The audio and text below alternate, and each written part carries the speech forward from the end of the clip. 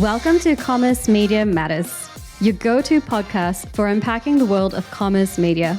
Here, we catch up with industry leaders on news, research, insights, perspectives, and everything in between. Hi, I'm Nick, founder and CEO at Voodoo. And I'm Paul, Chief Strategy Officer at Voodoo. Today's guest has her finger firmly on the pulse of retail media and isn't afraid to challenge the status quo. You probably know her as a founder of Retail Media Breakfast Club and one of the sharpest commentators in the space. She has co-authored several books, including Amazon for CMOs, which ranked amongst the top 100 retail books of all time, and is a regular Forbes columnist as well. She was also a strategist, an educator, helping brands navigate the world of retail media and e-commerce growth.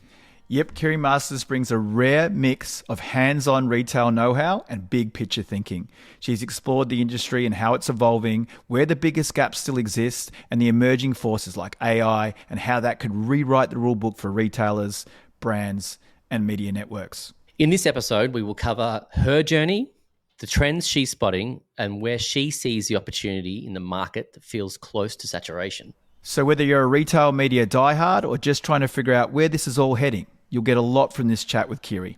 Kiri, welcome to the podcast. Thanks for having me, guys. Kiri, let's start with your journey. It's fascinating. I love hearing about it. You're an Australian who moved to the States. You founded your own agency. You exited that agency in 2022, and then you've launched the Retail Media Breakfast Club, which I know the title you're wrestling with now with some of the changes. But you're quickly becoming one of the sharpest observers. I think you are a retail media influencer amongst a whole bunch of really smart people. I'd love to learn more about how you got here, if you're generous enough to share that with us. I think you covered it off, actually, Nick. Well, just as a little bit more context, when I started out and I started my agency, Bobsled Marketing, in 2015, I came from a completely different industry. I was originally in banking. I was working at JP Chase in New York. Oh, wow. I didn't come from another agency and start my own. I didn't come from a brand and start consulting. I had really no business starting this company at all.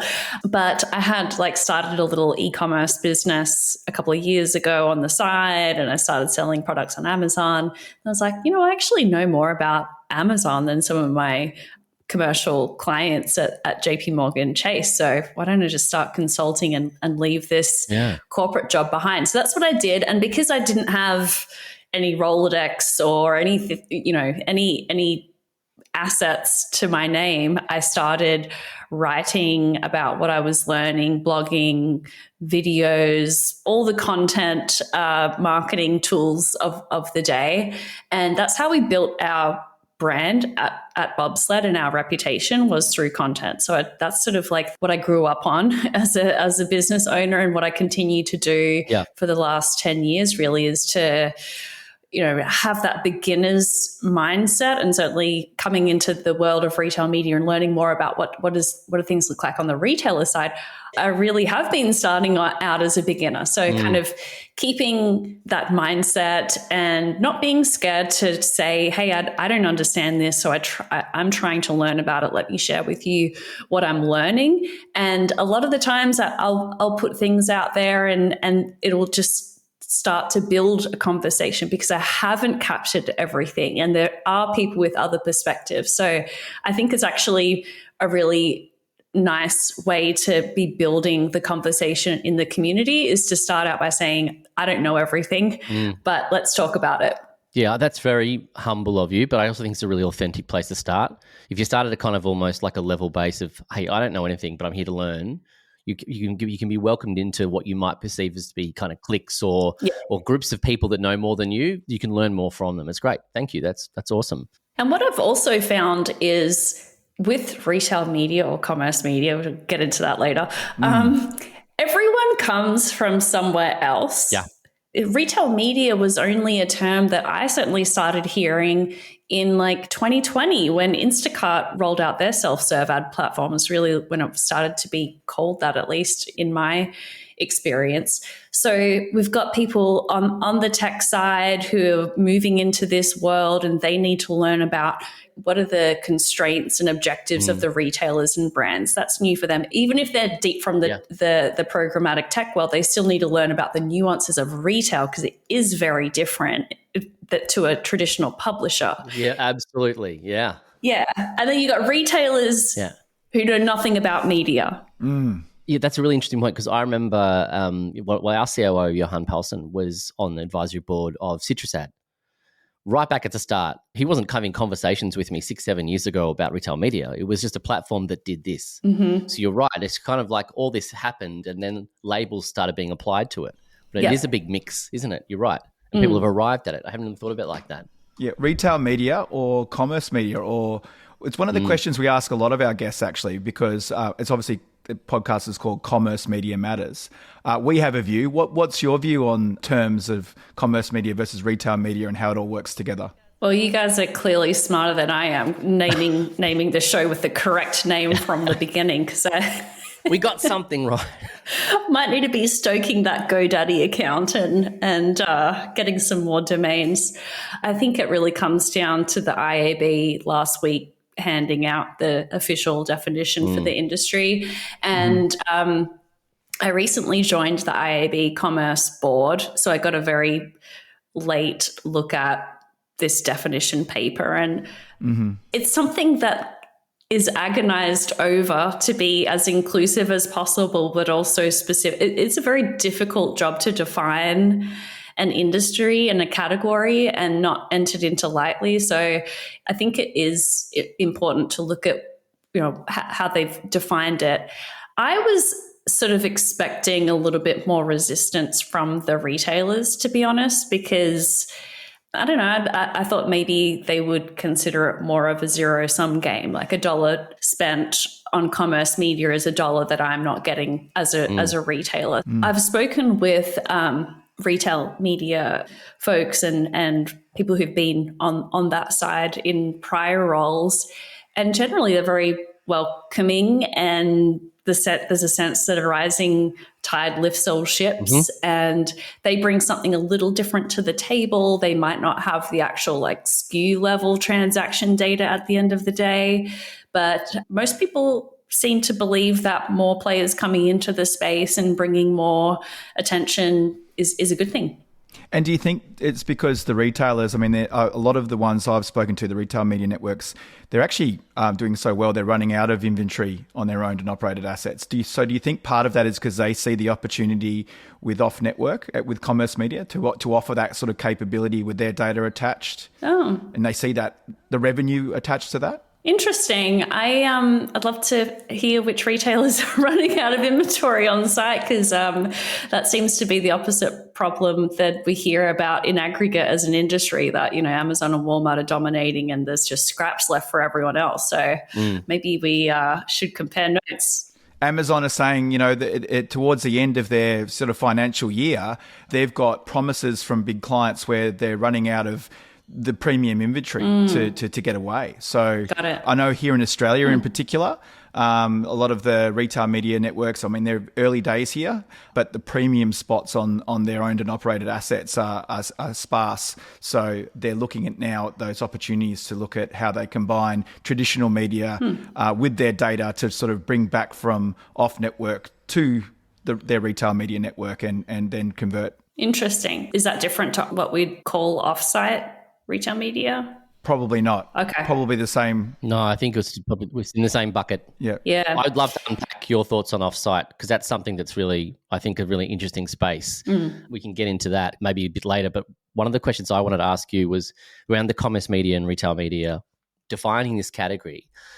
You made a comment, I think even when you were talking to Colin Lewis on one of your podcasts, your insights on Cannes, where the difference at Cannes, where you had retail media people playing over here, and clearly you had the commerce media crew congregating over here. I wasn't at Cannes this year. I had a little bit on. So was it really that stark in that you had two camps?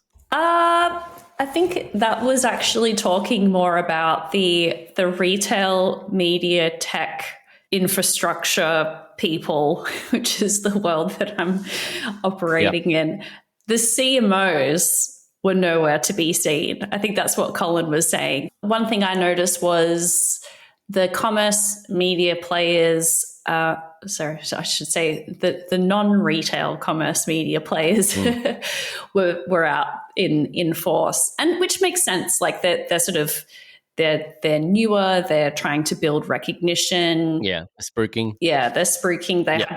They had big activations. They've got many PR people I can attest to from the emails that I'm getting. And so, it's early days for them, even more so than the retailers at this point. So I can see why they're making a big effort to get their point across. So whilst Nick was too busy to attend Cannes, he sent me in his place, and I was lucky enough to see you in action. Poor you. Hard life. It was, it was tough. It was all work and no rosé. But look, you were fantastic on the panel. You definitely held your own. I think the gentlemen on the panel were a little afraid. What's your position on whether return on ad spend is still a useful metric? And if not, what do you think should take its place? There was a lot of debate around the metrics and alignment around the metrics. Mm-hmm. I don't know too many brands, or even for that matter, retailers who see ROAS as a primary way to measure outcomes. ROAS is, I used to say to brands back in my agency days, if the conversation got into ROAS, that I can get you any ROAS that you want, but it's going to be a super long tail specific search term that is going to have practically no volume, So if you're optimizing for ROAS, you have to understand what the trade-off is there. There really is no perfect metric. Metrics need to be looked at in the context of what objective you have as a brand, by product, by season, by retailer. There's different objectives that you're going to have, different by life cycle. The reason why ROAS has persisted is it seems quite easy to measure across different retailers or different publishers. It's an apples to apples comparison. When you dig into it, you dig into the math of it. These publishers have different ways of measuring, what is an impression, what is a view, and things like that. So it isn't like for like. I think at this point it seems like a lot of, particularly on the retail side, a lot of the discussion has moved over towards incrementality, incremental ROAS. Incremental ROAS, ROAS, Yep. Yeah. So, which, it has its own challenges as well. There was a couple of marketers in the room, and when I spoke to other people at Cannes, the brands in particular, it's like, hey, retail media or commerce media, show me the incrementality of me shifting $1 from a traditional media spend into, the retail media networks. There was a lot of chat about that, a lot of debate. Do you think that retail media are there? Are they showing the incrementality? I think some are. Some are if it's in a closed loop environment. Right. Yep. Sure. Who do you think is doing that well? Well, look, I've been very balanced on my coverage of Amazon over the years. I'm not sure they see it that way. They're king of the hill for a good reason. They invested early. They have a great ad product. They have a great collection of ad products. Everything is geared around showing a advertiser what they got for the dollar that they put in. And certainly now, remember in the very early days of DSP and things like that, it was a little muddier. But today it's really built for transparency within the ecosystem. Why do you think that is? Why do you think Amazon's got such a strong position and stance in regards to showing transparency in that product? Is that a cultural thing with Amazon, do you think? I think that as their ad products have diffused to smaller advertisers in general are very conversion focused, very performance focused. And so maybe in the early days of Amazon DSP, for example, they might be able to go to a CPG conglomerate and sell a brand like a package of impressions or something like that. And those advertisers would have gone for it.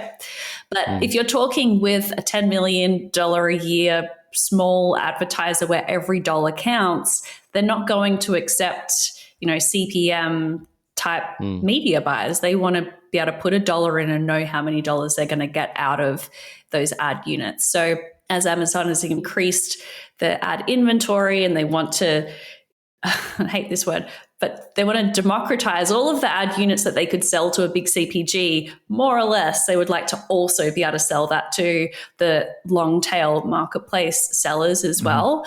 So that has sort of made almost all of their ad capabilities, they've kind of eventually built out to be biddable and transactional and accessible to a very small advertiser. And that's meant that they need to have that like direct line of sight through to a sale with everything that they do.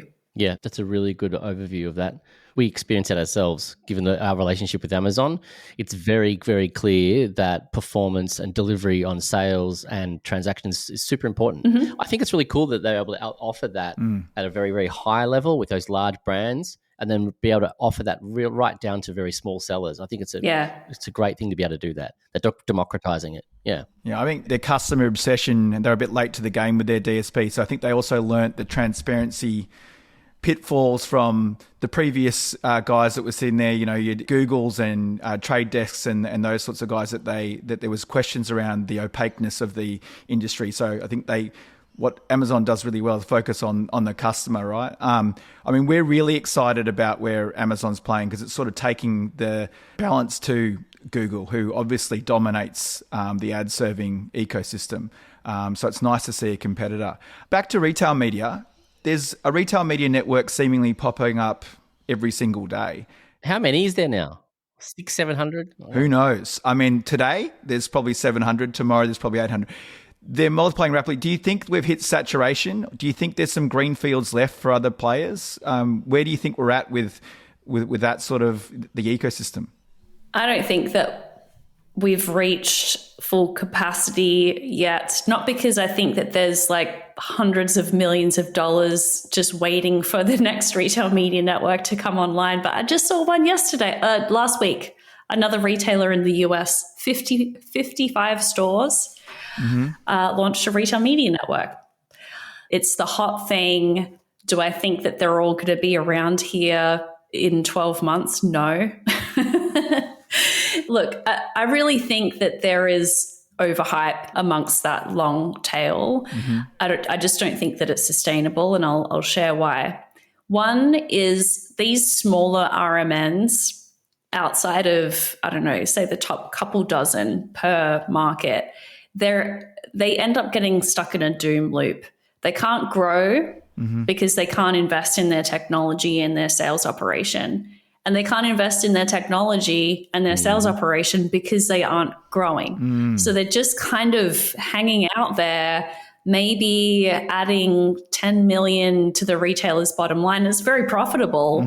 They're stagnating. The other reason is, on the demand side, many studies and surveys of brands, including, multinational CPGs, show that brands are tapping out at 5, 6, 7 RMNs. They recognize there's a point of diminishing returns once we get past the top 7.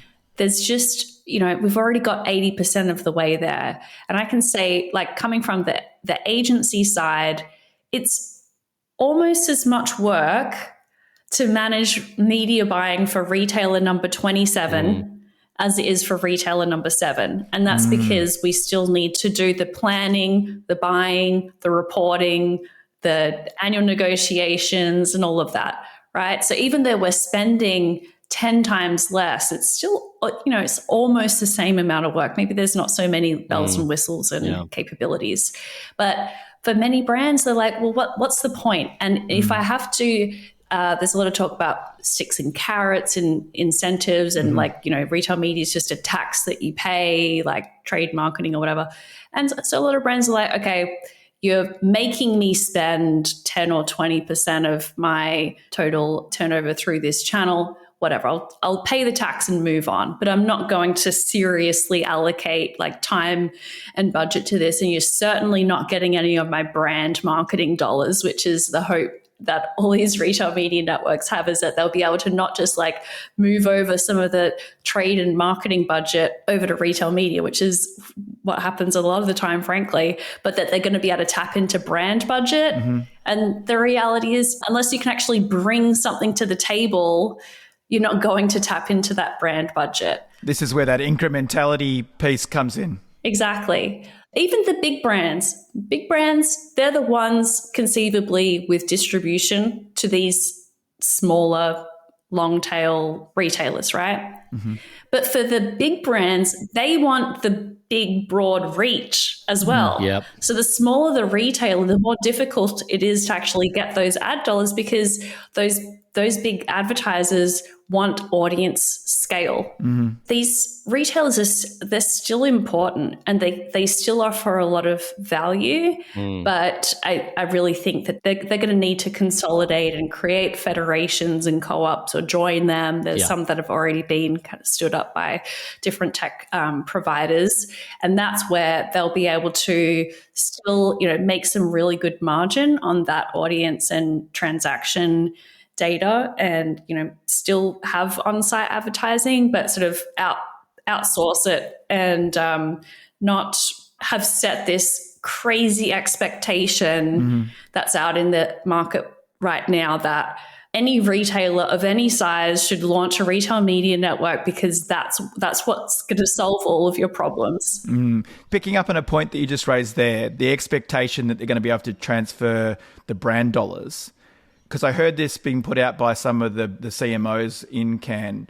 I think it was even at the debate, they were saying, how do we show up creatively inside a retail media network? If you want our brand dollars, how do we stand out as a brand in a retail media network when, particularly digitally, it's just another listing, and a lot of the time the inventory is not creative, like they can't get their brand message across. Do you think that's part of it, that they're not able to deliver the brand creatively? Yeah, I think it depends what type of retail media activation you're talking about. We touched on it before, but on-site versus off-site, for example. So on-site, and this is a challenge that a lot of retailers have, is there's a very delicate balance of monetizing your on-site traffic and detracting from the customer experience insofar as you actually lose a sale that you would have gotten if you hadn't put an irrelevant, slow-loading ad on your website. Yeah, that's a really valid point. So just kind of dovetailing off that, B2B marketing's tough, and now you've got marketing teams who have become B2B marketers. To be able to deliver on what we're talking about, the brand outcomes such as this, what do they need to do better? How would you do it better? If you started again, what does that look like? I love this because I've had a few, like in the comments on my LinkedIn articles, a few retail media network leaders ask in a very polite, read between the lines kind of way, well, Kiri, how would you do it? Please explain. It's a tough job. It's got to be a really tough job, right? Yeah. Part of the challenge is that a lot of the people who are leading retail media networks or in senior positions, making decisions, running the show, have come from shopper marketing and trade marketing, and they're used to that environment. And the language and the skills to sell audiences to a holding company agency is different to any other skills you might have developed inside a retailer or, in the world of shopper and trade marketing. One gap there is the people and the skills that they have. And they might need to pay people coming in with that kind of experience. So I think that's one challenge. Can I give you my opinion? And this is going to ruffle some feathers out there.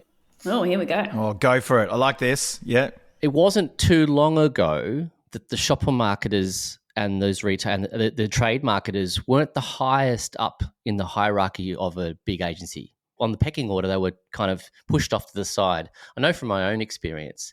So now you've got a cultural shift here where the power is being shifted to a group of people that were traditionally maybe just smash out the trade shopper marketing, and you had the big creative brand guys sitting up here collecting all the awards at Cannes. It's shifted.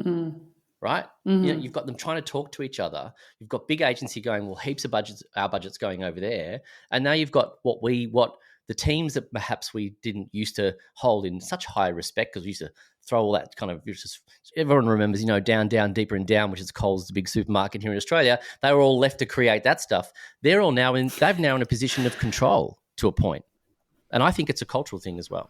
And I think trying to get them to talk to each other, just my humble opinion, Yeah, some of the shopper marketing lifers I've spoken with on the brand side, at least, are really receptive to retail media, and a lot of them have rebranded from shopper marketing to omni-shopper, omni-channel, and more power to them. A lot of them have, absolutely good on them. They also love retail media. They're looking at, I can get results back immediately. I don't have to wait 6 weeks until like this activation's finished and I can make a decision to pause or increase or ramp down or whatever. They actually love retail media and they've really embraced it. I was just writing a piece today about sort of like peanut butter and jelly, how you want to say it, shopper marketing and retail media, because there's a lot that newbies like me can learn from, decades of shopper marketing as well. But going back to the, like how to solve the RMN sort of doom loop challenge, another aspect here is and I'd love to, I think you guys are going to jam on this as well, is embracing real-time bidding technology, which is an evolution that we've seen in programmatic and CTV, but like it has some specific challenges with retail. But it is something that more of the tech players in the RMN stack are getting behind. Microsoft is really pursuing this, and Microsoft, once real-time bidding is enabled, Microsoft is there with 500,000 advertisers ready to like open the pipes up to retailers if they want those advertisers on site. Not different question, but I think like it's sort of the first domino to fall, because once that technology is enabled, it does allow you to connect more demand, but then also a lot of the problems that we have around attribution and measurement have to get solved by default when you put together real-time bidding. So I think if you build with real-time bidding at the core of your retail media network, you're going to solve a lot of these problems that retailers are having now, because they're not built on that foundation. Just quickly, what are some of the technologies, like vendors that you're seeing doing bringing that the real-time bidding? Who are you seeing bringing that to market, and is really exciting? Yeah, well, I have to disclose they're a client of mine, but Pentaleap is a tech firm that their premise is around relevancy in serving ads. So they've built, everything with real-time bidding at the core. I learned a lot from speaking with them about past iterations in the ad tech ecosystem, and there are limitations with retail. Like, relevancy is really, really important when you're on a retailer.com. And if there is an ad that shows up for a product out of context, it's annoying. It's going to reduce the click-through rate, not just for that advertiser, but potentially the sale for the retailer. Also, just actually displaying an ad at the same physical time as organic search results, that's part of the challenge too with retail. So it's getting a lot more attention, and I see Pentaleap is really leading that charge. But they're out there. Retailers, they all seem to be replatforming. They all seem to be trying to catch up with their tech stacks. You talked about closed loop attribution, which is the great promise for retail media, to be able to deliver that to a brand marketer. Lots of retailers are a little secretive about where their tech stacks are at in some ways. You mentioned real-time bidding, but where do you see the next sort of wave of technology evolution for retailers? And who's doing it well outside of Amazon, which we've already talked about? Yeah, so this is another thing that kind of confounds me about the retailer space, and I ask almost everyone I meet, why do retailers not want to talk about their tech stacks? Because to me, coming from the brand side, I would be looking at how a retailer is investing in their tech stack as a huge signal of where to spend my money. It shows me if they're investing in their tech stack, it shows me they're here for the long term. They're trying to improve how my media dollars get spent and reported on and activated, and that I'm getting more bang for my buck. And this, smoke and mirrors that a lot of retailers like to sit behind just seems so counterintuitive to me. So here's like the top reasons that I've heard from people who've been at retailers as well as like work very closely with them is, number one is that they know that their tech stack is a little behind, and they're kind of, for various reasons, between a rock and a hard place with actually being able to like bring in new technology because of that doom loop situation where they're not growing, they don't have money to spend. There's internal inertia. There's lots of different reasons, but they're sort of, they are concerned about being compared unfavorably, or being compared as like, oh, you're using the same, Criteo starter pack as 7 other retailers. And so like, you don't have any differentiation. So I think that that's what they're concerned about. Another one is, so if you go out there and you announce all these big, exciting partnerships and new technology, you're setting a expectation with Wall Street or investors or whoever that you're investing and they're going to want to see a return, right? Yeah.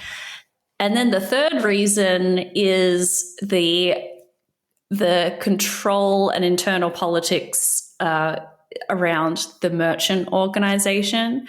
So the merchant is the one buying inventory. They've historically been the ones that have handled the trade media as well. So they're really the puppeteers is maybe the wrong word, but they're really orchestrating the core revenue stream of the retailer. And the JBP, the annual JBPs that retailers have with brands, are merchant driven. But a lot of this retail media network revenue actually comes through the JBPs, but the JBPs are spearheaded from the merchant side, not from the RMN side. So this creates this big tension between the retail media team and the merchant team, like a kind of a tug of war, and it really kind of comes down to a bit more of a turf battle. So that's just like a power dynamics. Yeah. Interesting. What you said there was really interesting. So their drive for differentiation actually, in some ways, for the marketer is driving fragmentation, because if they're across different tech stacks, it's harder for the marketer to go across several RMNs. It's interesting that that's what's driving them, is a differentiation, but in actual fact, it's making it more difficult for the brand marketer. Yeah, I hope that the tide shifts a little and there's a bit more transparency around it, because I think it would be better for everyone if there was more of an idea of what's inside the sausage making machine. Yeah, absolutely. Let's get into the bingo word, AI. There's lots of hype, but there's lots of really, really solid, practical, cool stuff happening too. The rise of agentic shopping. I'm not sure when we're going to release this podcast, but about 2 hours ago, I saw that Shopify made their official announcement. Chat commerce, AI agents, predictive purchase journeys. There's lots of challenges. Are they threats? What's your take? I know you're deep in a lot of research at the moment, so I'm dying to get your thoughts on this. Okay. All right. So look, I've been working on this theory. I'll run it by you guys and see if you can poke some holes in it. So I think that taken to its logical conclusion, AI, agentic shopping really poses an existential threat to retail media. And that's because when you think about what is retail media comprised of, it's the surface that consumers are interacting with. It's your app, it's your website. For right now, that's the surface that a brand wants to be on. They want to be buying sponsored products at the point of sale while someone's searching for it. The other part of retail media is offsite. Who owns the transaction data? Who owns the audience data? Right now it's the retailer. And so as a brand, you can activate against a retailer's audience on Disney or TV or Instagram or whatever. And so that is like another sort of monetization vehicle. Not as profitable as on-site, but still like a core part for many retailers. So with that in mind, what happens when consumer behavior shifts from going to a retailer.com, searching around and clicking and buying and, coming back? What happens when that is done through an agent instead of directly through the retailer.com? So the surface goes away. So those sponsored products kind of become irrelevant. Mm-hmm. The retailer will still have the transaction data, like Kiri bought a, new t-shirt. But also, the AI LLM has that transaction data. So now there are two entities that have purchase and transaction and consumer signals data, which means that becomes less valuable. That audience data that a retailer has that they were able to easily monetize before isn't as valuable because someone else has it. Interestingly, physical environment still remains. People are still going to go to stores, still want to go try things on, still want to go to, Sephora, still go to the supermarket. So I actually think trade marketing, after all of this, trade marketing is very resilient, actually. And they just keep coming back, yay? Good for those guys. Then I was talking about this with Scott Wingo on his podcast, Retail Agentic, and he's Mr. E-commerce. He's all about e-commerce, but he was like, yeah, but just remember, e-commerce is 20% of total retail, and agentic shopping, at least in the early days, is going to be a fraction of that. So like, don't get too excited about like the death of retail media. But I do really think if you're running media at a retailer, you do need to start thinking about this now. You need to start planning for it. 100%. I agree. I think the hype overtakes everything, but when you, like you just said, when you sift through it and you look at the practicalness of it, you look at the data and you look at how long it will take to actually take that. I think retailers and retail media networks and the people running them need to get a handle of that and get a true sense of how much time have I got? And what do I need to do in that time? I think your theory is sound because you're right. It's those surfaces that they're now selling as part of their retail media network offering that essentially disappear. Where it's going with Agentic AI, it's an API that's exposed. And I always go back to what's the user experience because that's what everybody's after, like to get in front of the user. So what's great about AI is that conversational piece that you can, I'm 6'2", this is my size for my shirt. Can you give me some recommendations? Right now, AI is not providing the end user experience. You still have to click off and whatever. So there's a great opportunity there. But how do the retailers show up and how do they keep their margin on the surfaces that they were once selling is a good point. And then the last point I think I'd like to highlight that you made, which is a really interesting one, is that data piece, because if you're a GPT or an agent working with several retailers, like you said, they're going to have the aggregation of several retailers' data instead of it being locked in the retail media network. So that is an I can't say that word, a threat. That one, yeah. So I totally agree. But I don't know about you, but I'm really excited to see some of the innovation that's coming through in this space. So it's certainly something that Voodoo's playing in at the moment. Who's doing it well? What's out there that you've seen in your research that's really interesting? I mean, in your article, you talked about Walmart and Sparky, was it? Yeah. So Walmart's taking a different approach to Amazon here. Amazon's building its walled garden.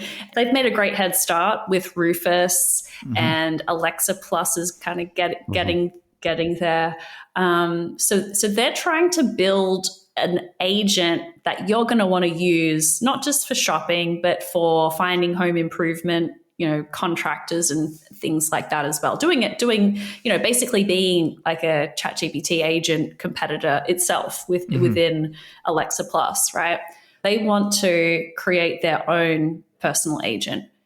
Walmart's approach that they've spoken about publicly is they want to open their ecosystem to external agents and allow external agents to interface with their product catalog, so that you could order stuff off of walmart.com through a Perplexity or whomever. So I don't think that, it doesn't mean Amazon won't change their mind in the future, but it's a very different philosophical approach to this new future that they both recognize. My advice to retailers is look at AI agents as your VIP diamond level customers. The very best customers. That's a great way of looking at it. Yeah, I like that. Yeah. So that, there's an immediate, like with this new technology is an immediate move to like, oh, this is scary. We don't understand it. Let's just block it. Let's block these agents, not let them crawl our websites. Instead, if you look at it, it's like, this is like the best influencer we've ever had.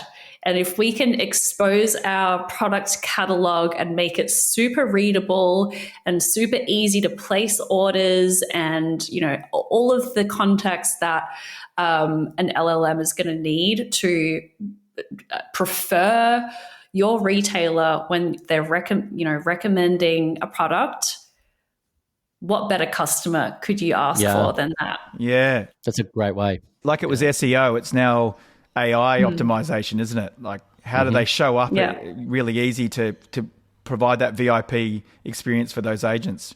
Yeah, interesting stuff. Yeah. Great take. So Kiri, this is just a couple of fun questions. They're kind of not really controversial about general shopping stuff. And so it's just like question response, just a little bit of a fun game to finish it off. Nothing that's going to blow your mind too much, but just a bit of fun at the end of the day. So, thanks for hyping it up, Paul. That's great. Okay, right. It is truly unique and an amazing experience. Really, here we go. Okay, what's the last thing you bought online? Oh, I bought a light therapy lamp. Not for aesthetic reasons. It's actually for health reasons. When you don't get enough sunlight, it affects your mood. Oh, that's cool. Yeah. What podcast would you be using your mask with when you listen to it? What's your favorite podcast? Which podcast is so depressing I need to use my light therapy lamp to listen to? Yeah.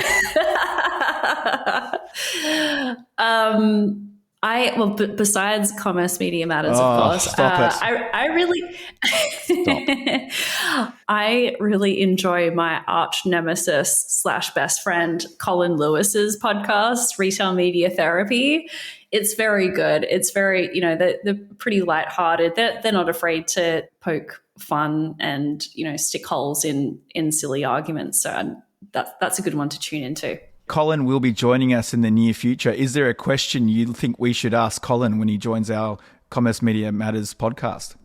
Oh, Kiri's going to set us up here for sure. Let me think about that. We'll come back to it. We'll come back to it. What's your go-to online shop? Who's got the best user experience online at the moment? Ooh, that's a really good one. There's a fashion retailer called Quince in the US that is does a really nice job of merchandising and also, with customer reviews, this is such a tricky area. I really distrust a lot of the aggregators of Bizarre Voices and things like that because I just know how easy it is to game that. But of course, you need reviews. And I think that they do a really good job of leaving up the reviews that are critical, but also you do need to be incentivized as a customer to leave a review. And they do a nice job of it. I think you get like a $3 discount on your next order if you leave a review. So it's not an overt bribe, right? Like you can't give a consumer too much money to leave a review. Otherwise it's going to be untrustworthy. But I don't know. I'm just not going to go to the effort of leaving a review, but a $3 credit on my next order will get me to leave a review. Yeah, I like that. Do you TikTok? And if you TikTok, are you a watcher or a poster? I'm so out of the loop on TikTok. I just gave up when it came along. I just gave up. I'm too millennial for that. I'm too millennial for that. Love it. I won't ask you about TikTok Shop then, but on social media, have you bought stuff on social media? What was the last thing you bought via a social media ad? Okay, I'll tell you a funny story.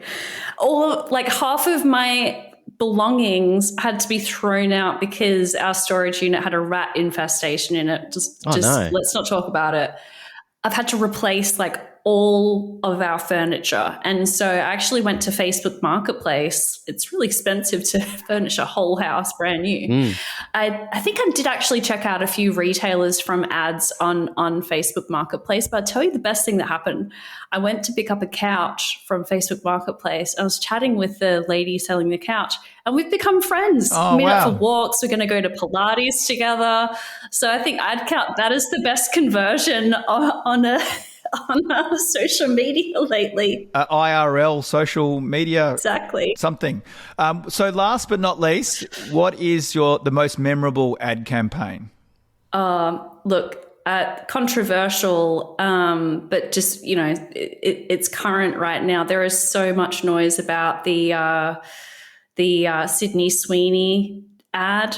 Yeah, there's so much media on it and on both sides. Can we focus on something else? Let's go back to the astronomer controversy and the Gwyneth Paltrow. That was last week. That was pretty fun too. All the memes off the back of that, fantastic. I love watching the people in the crowd now doing it. I think that's fantastic.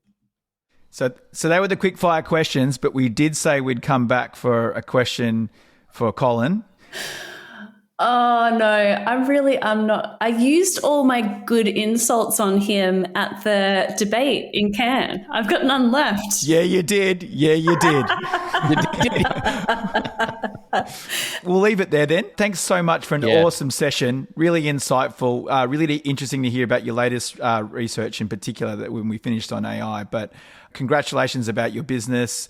We're keen to continue to listen to your podcast, no matter which name, if you change your name or not. But thank you very much for joining us. Thank you so much for having me. It's been great. Thank you, Kiri. Thank you for listening to the Commerce Media Matters podcast. If you enjoyed this episode, make sure to follow and subscribe. We're always on the pulse of the ever-changing landscape of commerce media, ready to share the newest trends, insightful perspectives, and expert opinions with you. Until then, stay curious, stay informed, and keep making media that matters. This podcast is executively produced and edited by Priya Tahazadeh, with co-producers Sandy Ho, Meg Lirsch, and me, Rachel Fang. This podcast is recorded on the lands of the Bidjigal, Gadigal, and Wurundjeri people, and we wish to acknowledge them as the traditional owners of the land.